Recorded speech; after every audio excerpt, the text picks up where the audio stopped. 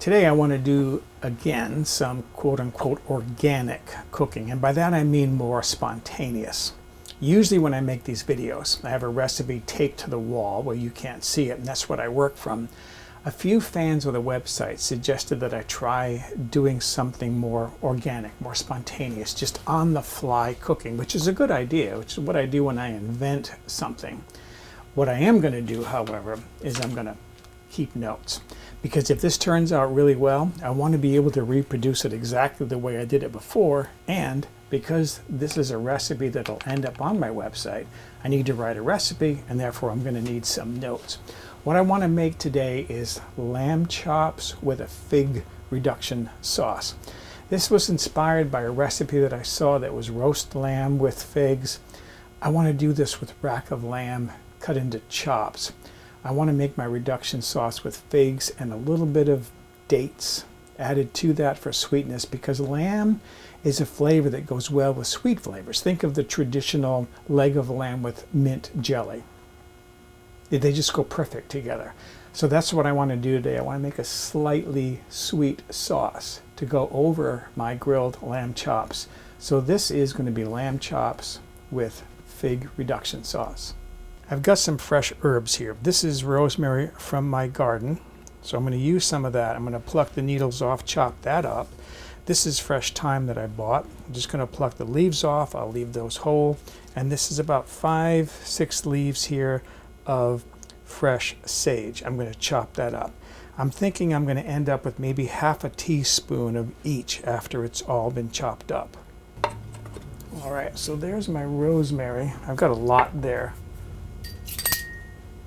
Half a teaspoon, well, more than I need. So there's my rosemary. Okay, so there's my sage. I'm going to put that in the same bowl. Half a teaspoon. Okay, there are my thyme leaves. As I said, I'm not going to chop these up. Get a good half a teaspoon here. Put that in my bowl and put the extra aside. I'm keeping this extra because if I decide I want more of an herbal flavor, I can always add more herbs. It's better to go light at first because I can always add more, but you can't take them out. Next, I want to prep my rack of lamb. This has already been Frenched. This is Frenching where the bones have already been cleaned. I do want to trim the fat off though. So I'm going to start by sectioning these into pairs of chops. And the reason why I want to do a pair of chops is because the meat will be thick and I can grill this without big risk of overcooking it. And then to trim these, I want to get most of this fat off, but not all of it.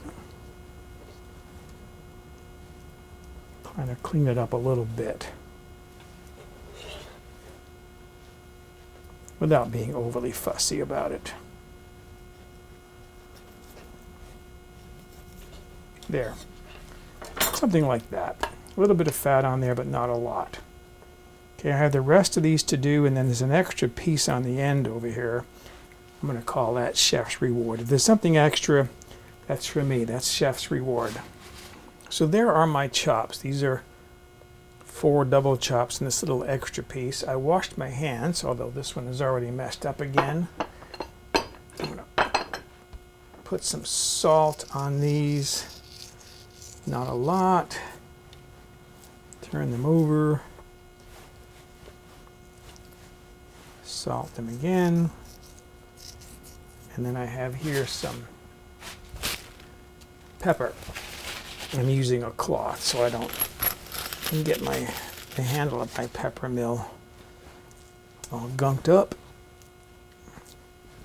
I have some dates here and I have some figs. I'm going to do the figs first. I'm thinking maybe 4 or 5 of these. There's 5. I don't need a lot because I'm only doing 4 of those chops. I'm going to pick the woody stem end off. This board, by the way, is washed. My hands were washed after doing that lamb. Okay, and then for these, I don't want to chop them up too small because I want them to look like figs. So I'm thinking just kind of sliver them so that they look like figs in my reduction sauce. I'm only going to use a couple of dates here. And the reason why is because dates are really sweet. And I don't want a lot of sugar in my sauce. And these I'm going to chop up pretty fine because I want the flavor in there. I mean, you could add just regular granulated sugar to make something sweet, but if you can add dates to give it a more complex flavor, why not? Okay, I'm pretty much happy with that. I'll add that to my bowl with the figs. This is so sticky. These, by the way, are pitted dates. And the figs are California Mission figs. These are called, if I'm pronouncing this correctly, Degle Noor, D-E-G-L-E-T-N-O-O-R. Often you see medjool dates, and those are good too. I'm heating a cast iron skillet on the stove, to which I'm adding 2 cups, which I think is about 475 milliliters of homemade chicken stock, to which I've added half a cup of bourbon. And then I'm using cast iron because one of the fans of the website said, "You've got cast iron, why not use it?" Okay, there you go. So there are my figs and my dates. There are my herbs. I've got a couple of cloves of garlic here that I'm going to mince in there because garlic also goes well with lamb. These are really big. So 2 to 3 cloves of garlic. And there's my second one. It barely fit in my garlic press. They're so big. I'm going to put a good pinch of salt in there. And then grind in some black pepper. I'm going to bring that up to a boil and stir that, and I'm going to reduce the liquid to about half of its original volume. I'm doing the reduction sauce first for obvious reasons. I don't know how long it's going to take to reduce this. I don't want to overcook my lamb while I'm preparing the sauce. I can always reheat the sauce, but I can't undo overcooked lamb. I'm just turning my heat off now under this sauce. I reduced this down quite a bit. It's not going to turn into a thick syrup. It's still going to be a liquid. What I did change was I added another couple of dates. So I'm up to 4 dates in this now because I felt as though the sweetness wasn't quite there yet. I'm going to try tasting it one more time. I have my infamous red-handled tasting spoon. Let's see what this tastes like. Yeah, see, that's just a tiny bit sweet. It has a bit of a fruity flavor to it without being a syrupy sweet. You don't want that, or at least I don't want that. So this is done. Now I can start working on my lamb chops. I've brought heat up under my griddle here. This is a griddle, and although it's a non-stick surface, I'm brushing it with safflower oil. I'm using safflower oil because it has a very high smoke point.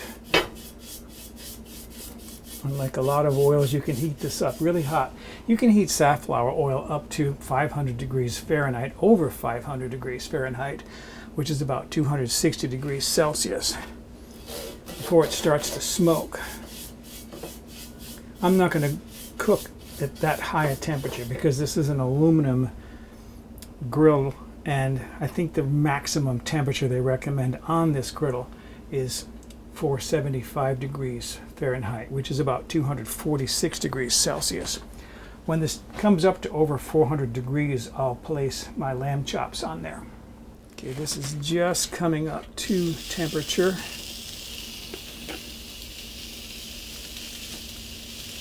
So I'm going to place my meat pieces on there. And I want to cook these to about 125 degrees Fahrenheit. I'll have to get you the metric equivalent of that. To plate this, I've got some of my favorite vegetables on there, mixed vegetables. Gonna add a nice dollop of mashed potatoes. And then let's see, one or two. One looks too empty. Two looks nice. Check that out. Isn't that beautiful? Finally, my sauce, which I tasted again, by the way. It's delicious. It tastes of figs, a little bit of figs. It's not overly sweet. Oh, look at that. There's my fig reduction sauce. I cannot wait to see how delicious that is going to taste. So there it is. I love rack of lamb anyways. But now with my fig sauce, what's this going to taste like?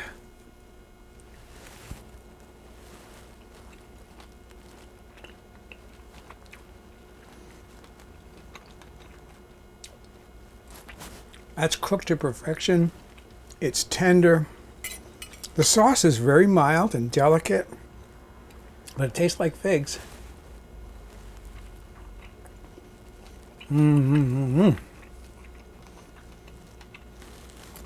That is wonderful.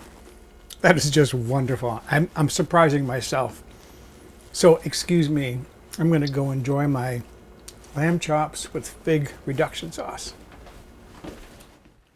For a printable PDF copy of this recipe with step-by-step photographs, visit my website, mobilehomegourmet.com, and look on the home page or in the recipe archive.